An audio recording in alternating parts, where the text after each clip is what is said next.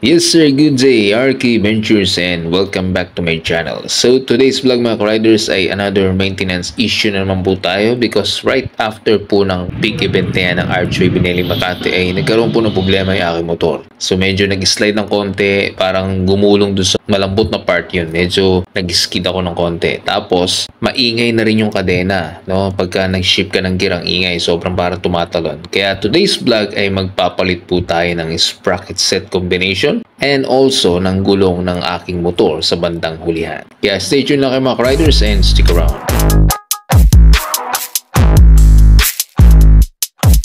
Alright mga riders, so simulan po natin sa kanyang sprocket. So ang sprocket combination po ng YTX 125 sa stock ay 14T sa engine sprocket, tapos sa rear ay 45T. So yan po yung stock. Then after po nun, nagpalit po ako ng sprocket set plus 2 years ago. Ang pinalit ko po ay yung 15T naman dito sa engine sprocket, tapos sa rear sprocket is 45T pa rin. So kaya ako nagpalit dito sa may engine sprocket kasi mas madali. Ako lang gumawa nun eh. Mas madali siyang baklasin at mas madali lang din ikabit. Kaya yun ang pinalitan ko. Nung nagpalit ako noon, honestly speaking mga ka-rider, medyo nagkaroon ng speed. Okay naman, nadagdagan kahit pa paano yung bilis. Also the power, no? Okay naman, good combination din yung dalawa. Yun nga lang, ang pangit sa kanya, hindi mo na may babalik yung cover ng engine sprocket. Kasi meron po yung cover, hindi po yan exposed na nakikita yung engine sprocket. So yun po yung pag-stock na 14T, saktong-sakto po. Pero pagka 15T, tumatama na po siya. And nag-try ako noon, maingay. Nung pag-check ko, nagkaroon ng parang mark nung gas-gas dun sa may cover niya, no, sa engine sprocket. Kaya tinanggal ko, kaya po ganyan na itsura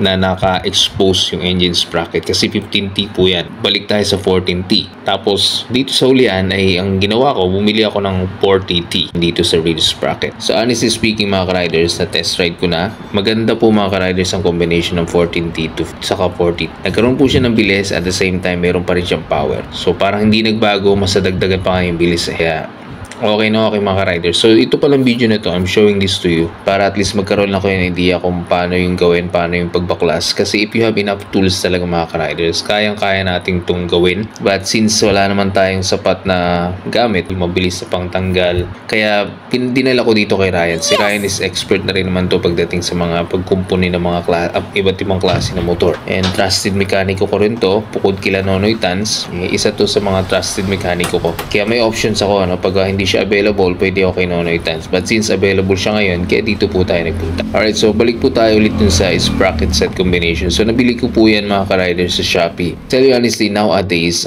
kung tinatamad ka ang pumunta sa mga shop, pwede ka namang mag-check sa Shopee app at pwede nyo pong i-check lahat doon. No? Just type mo lang yung sprocket set, lalabas sa po yan. At kung anong klase ng motor yun, lalabas sa po yan. Kaya walang problema. Sa panahon ngayon, marami ng mga online seller. Kaya mas convenient, mas madali para sa atin. Ang unang in-order ko pala dyan mga ka-riders is 14T tapos 3060 kasi na-hype ako dun sa speed eh. Alam mo yun, yung speed ng YTX 125. Pero na-realize ko, pagka 3060 baka hindi na kayanin ng motor, lalo na yung makina, kung maliit yung sprocket sa bandang hulihan. Lalo na pag may sakay. Kasi nga diba ay mga motorcycle taxi, movie rider po ako. So pag nagsasakay ako ng tao, lalo na kung malaki, baka may stress lang yung makina, lalo na pag paahon. Parang hindi yata maganda yung 3060. Kaya right after that mga riders, hindi ko muna pinakabit, no?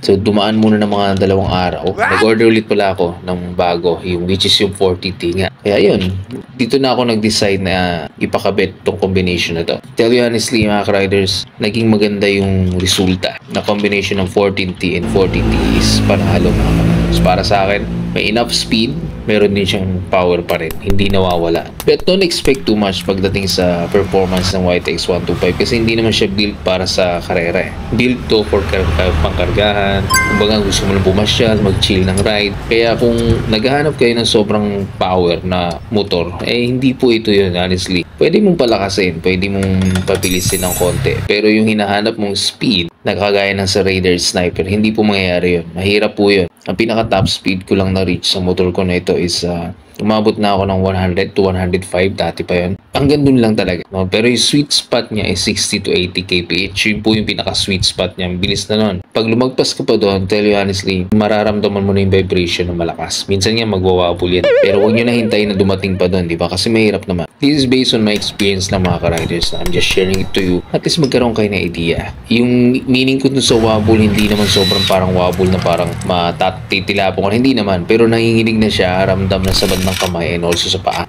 Lalo pa, 125cc lang to. So, prone po siya sa vibration. Alright, and pagdating pala sa kanyang kadena mga ka-riders, yung stock chain po nitong YTX 125 is 120L. So, nag-order ako ng 110L yung length para at least konti na lang yung puputulan. Pero ang dumating pa rin nung pag-order ko sa Shopee is 120L pa rin. So, ginawa ko, the usual, pinaputulan ko pa rin ng dalawa para yung pag-adjust, hindi na ganun ka dami, no? Hindi na ganun ka lagi ka mag-a-adjust, mag-check. Depende na lang pag nagkaroon ng aberya yung motor mo, then you have to adjust it. Pero sa akin kasi halos umabot ng taon yun bago ako nag-adjust. Kaya yun, pinaputulan ko naman, okay naman. Just make sure na pag magpuputol kayo, maayos yung pagkakaputol, pagkakatanggal, and also yung pagkabit, no? Kasi delikado po yan pagka medyo maluwag, no? Pwedeng mabaklas yan, madisgrasya ka. Huwag naman sana, hindi maganda yan. Kaya dapat chinecheck nyo totally at double check lahat para secure at maayos yung pagkakagawa. Alright, so ngayon naman, yung gulong naman, no? Ito sobrang putput na rin ito.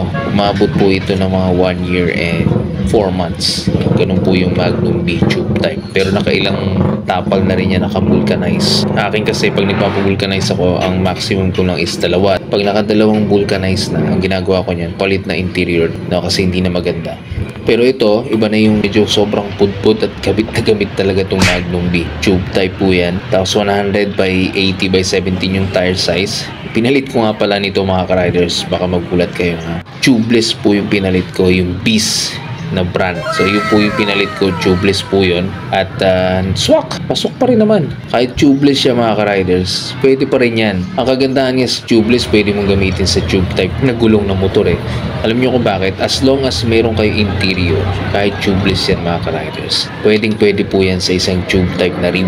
And hindi na rin po yan nilagyan ng sealant, no? Para dun sa, di ba kadalasan pag tubeless may sealant. Yan wala mga ka-riders. As long as meron kang interior, hindi na po kailangan ng sealant. Yun na po yun. Parang naging tube type lang din siya. Kaya okay, no? Hindi na nilagyan ng kung ano-ano pa para lang mas-seal, mas-secure. Hindi na po. Yun na yun mga riders. Panalo na po yan. Swak na swak. Wala akong naging problema. Ilang araw ko nang nagamit na tubeless to. 1 week yan kasi meron yung tinatawag na warranty for at least 1 week. So mag-1 week na. Wala naman ako naging problema. Kaya okay. So yung tubeless na gulong ay pwede po talaga sa motor na tube type yung stock tires, no? Wala po tayong magiging problema no? Kaya wag nyo nang ipa-convert na sinasabi convert. Hindi na po. Ako ito, tubeless nga to eh. Yan ang ginamit ko pero effective, di ba? Yan lang naman po base sa aking experience. Kaya I'm just sharing it to you para at least magkaroon kayo ng idea. At least ngayon alam nyo na pwede pala yung tubeless. So pwede na kayo magpakabit ng Pirelli or Metzeler. Depende.